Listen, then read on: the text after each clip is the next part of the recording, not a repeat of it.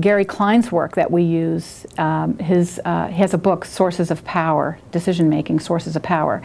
And really his model, recognition prime decision making, reflects that way. Because he says what experts do is exactly that when they're out in practice. What Dan's right about is we don't teach that way because we feel like we have to lead people to it.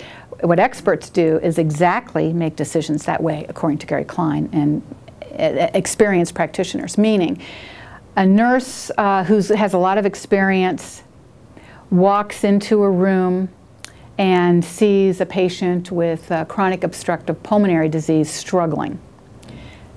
They know exactly what they need. They have an outcome in mind. You know, better color, better O2 saturation, patient not struggling, yada, yada, yada.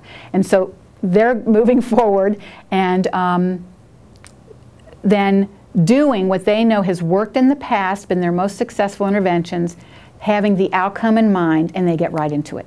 So they don't, the gist is they don't spend 10 minutes at the room saying, well, I could do this, or I could do this, or I could do this. Let's see, they immediately go for the outcomes they're trying to reach, and they choose the solution that's worked for them in the past. Now, if they get a little along and things aren't becoming the outcomes they intend, they'll flex a little bit, deviate a little bit, add some, think maybe it's not what I thought, and change. So experienced nurses actually do practice that way. Gary Klein's work was on, has been in several complex work environments. He did ones on firefighters.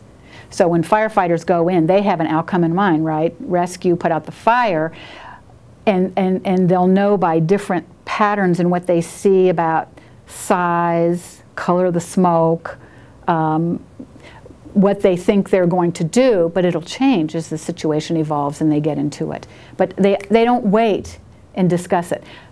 Novices, though, you know what I mean? They will approach it by, okay, let's see, I'm seeing that color. It could be lack of oxygen.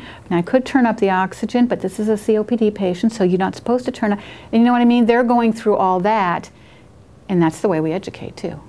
So that would be great to get to a place where we could have people focusing first on outcomes. But we probably need to teach differently. Yeah.